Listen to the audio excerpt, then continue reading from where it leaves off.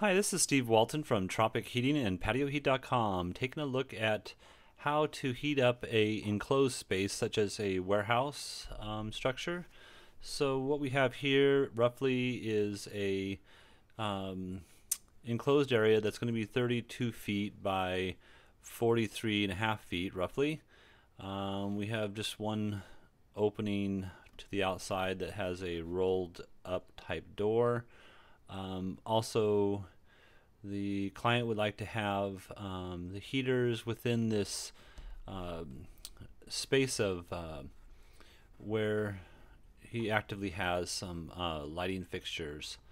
So also we have this rather large fan here that we'll need to address. I'm going to go ahead and just take off this door or this wall here so we get a better access to this location.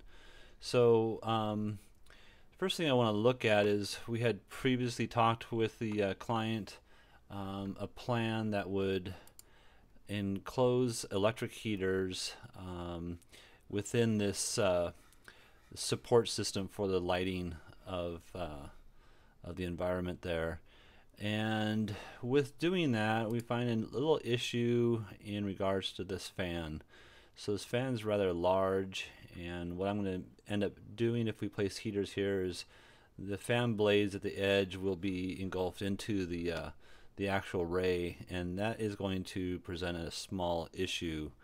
You're going to overheat the fan blades if it's stationary, so these whatever blades end up being underneath the heater will always receive an exceptional amount of heat, and I'm not sure what these blades are made of. I would assume some kind of extruded aluminum, but definitely will damage those being that close to the heater. So that's not the preferable location for at least these two heaters. This one here, rather this one here, and this one over here. So those would be two heaters that you definitely want to move out. But my thought is rather than trying to locate one heater out, let's go ahead and just move them all out. So this would be a another rendering of that type of application. And so let's go ahead and just take a look at what our heat ray would be. You can see that we're missing the fan blade here, but the other problem is that we're not properly heating up the center, and this is the ideal space that we want to heat up here. So we can just go ahead and rotate these heaters roughly 10 degrees, but the other part of this is that these heaters have a rather large amount of overlapping. So you can see that in the center space here we're going to have a lot of excessive heat. So rather than doing that, I think the best plan for this application is to go ahead and use something like this, where we're actually spreading these heaters out a little bit further, and so that we can get a nicer pattern on the floor. We have about a foot of overlap here roughly. So these heaters are roughly about 12-foot centers on from each other.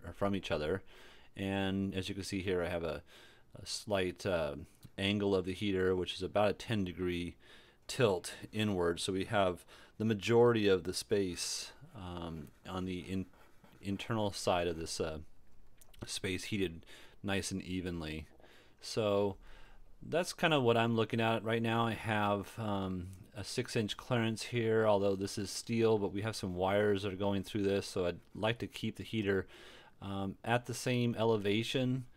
Let me just get it back over here, sorry. I'd like to have them at the same elevation here, and I would like to keep them away from this support bar here, just so that we don't interfere with any of the wiring that's inside those for the lighting. And but in any case, I think if we put 6 of the WD-6024 units in here, we'll have a rather nice, adequate amount of coverage. And let's just see what we have if we go through here. Sorry about that. You can see that we have a nice coverage coming out here. You're walking immediately into the heated space. Now you can also zone these heaters so that you have you know, 2 of the center heaters on, for instance, or for different functions you might have the outer heaters on as well. So that's my recommendation for this space. If there's any questions about heating your warehouse. Oh, the other comment I did want to make is that this structure here is about 14 feet off the ground, I believe. It's either 12 or 14. I'm kind of lost on that part there, but I'm pretty sure it's 14 feet off the ground.